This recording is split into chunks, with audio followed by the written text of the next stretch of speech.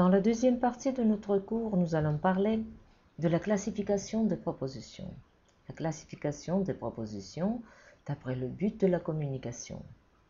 D'après le but de la communication, on distingue les premiers, les propositions informatives, affirmatives et négatives. Par exemple, depuis deux ans, elles n'avaient pas vu leur père. Les propositions interrogatives, affirmatives et négatives. Marceau, pourquoi a-t-il été si sévère ce soir? Est-ce qu'elle n'a pas donné jusqu'ici le meilleur d'elle-même? Ne s'est-elle pas dévouée suffisamment? Les propositions impératives, affirmatives et négatives. Fais attention surtout, fais bien attention. Ne criez pas, ne bougez pas. Tous ces types de propositions se distinguent par leur structure et leur intonation.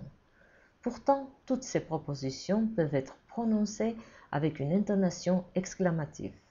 Moi, je considère que ce n'est pas tes copains. Proposition informative prononcée avec une intonation exclamative. Calme-toi, je vais t'expliquer. Proposition impérative caractérisée par une intonation exclamative. Les propositions informatives contiennent une information, elles constatent un fait.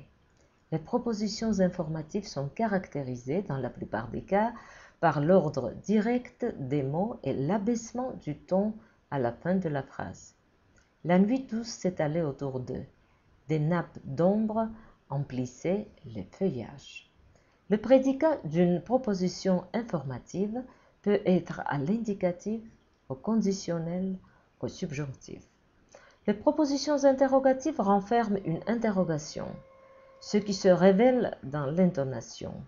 Le ton s'élève à la fin de la phrase, par la présence des mots ou locutions interrogatives, qui, que, quoi, quand, est-ce que, etc. Et par l'inversion du sujet. Tu as soif? Est-ce que tu as soif? As-tu soif? Quand Pierre passe son examen? Quand Pierre passe-t-il son examen? Quand est-ce que Pierre passe son examen? Les propositions interrogatives ont toujours leur prédicat à l'indicatif ou au conditionnel. Les propositions impératives expriment un ordre, une défense, une prière, un souhait et sont caractérisées par une structure et une intonation particulières. Le plus souvent, le prédicat d'une proposition impérative est à l'impératif ou au subjonctif. Descends vite, qu'il aille la chercher. Parfois, le prédicat peut être au futur simple de l'indicatif ou au futur immédiat. Vous finirez ce travail pour 6 heures. Vous allez refaire ces exercices. Le verbe vouloir, employé comme auxiliaire de mode, contribue également à exprimer un ordre. Veux-tu te taire? Voulez-vous me laisser en paix? Les propositions informatives, interrogatives et impératives peuvent être à la forme affirmative et négative. La proposition négative. Elle se distingue par ses indices formels constitués de 2 éléments. L'adverbe négatif conjoint ne, placé devant le prédicat, et les adverbes négatifs pas, point, guère, placés après le prédicat. Il ne se dépêche pas, il ne se dépêche point, il ne se dépêche guère. Dans le prédicat nominal, les adverbes négatifs sont placés devant et après le verbe copule. Elle n'est pas malade.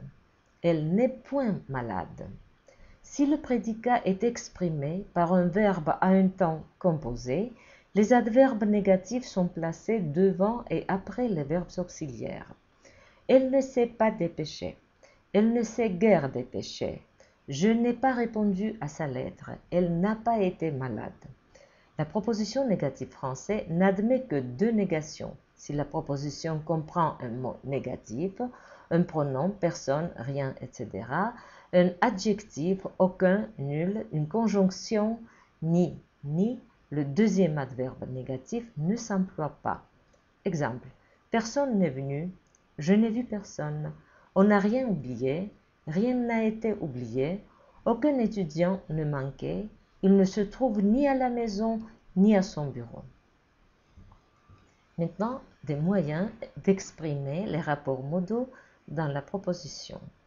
La modalité, autrement dit le rapport du contenu de la communication à la réalité, se trouve exprimé dans chaque proposition. Il n'y a pas de proposition, qu'elle soit à deux termes ou à un terme, où ce rapport ne soit pas exprimé. Les rapports modaux sont exprimés en français de différentes manières. Premier, à l'aide de moyens grammatico-morphologiques. A. Par les modes qui sont des formes verbales indiquant le rapport de l'action exprimé dans le verbe à la réalité. L'indicatif présente les faits comme réels. Exemple. Tu partiras quand tu auras tout fini. Pierre est déjà parti. Le conditionnel présente des faits comme possibles, éventuels. Tu pourrais partir. Comment? Il serait parti. Il serait parti depuis longtemps si sa mère n'était malade. L'impératif et le subjonctif présentent les faits comme imposés, parfois souhaités. Ouvrez, va-t'en, qu'il prenne une décision.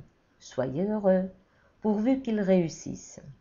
Le subjonctif permet de présenter encore les faits sous un point de vue modal particulier, comme l'objet d'une volonté, d'un doute, d'un jugement, d'un sentiment, dans le subordonné complétif. Exemple, je veux que tu partes. Nous sommes heureux que tu partes. Il est normal que tu partes. Il est douteux que tu partes. Dans tous ces exemples, l'action du verbe partir est présentée comme possible. Il est normal qu'il soit parti. C'est heureux qu'il soit parti. Dans ces exemples, l'action de partir est présentée comme réelle. Et B. Dans certaines formes temporelles de l'indicatif, ainsi le futur simple, le futur antérieur, l'imparfait, le plus que parfait, peuvent recevoir dans le contexte des nuances modales particulières. Exemple. Encore quelques instants et j'éclatais de rire. Action supposée, j'aurais éclaté. Il n'est pas venu, il sera malade ou bien il aura oublié sa promesse. Fait présenté comme probable, il est peut-être malade ou il a probablement oublié sa promesse. À l'aide des moyens lexico-syntaxiques. Premier, par les verbes auxiliaires de mode, devoir, pouvoir, vouloir, falloir, savoir, qui font partie du prédicat verbal composé.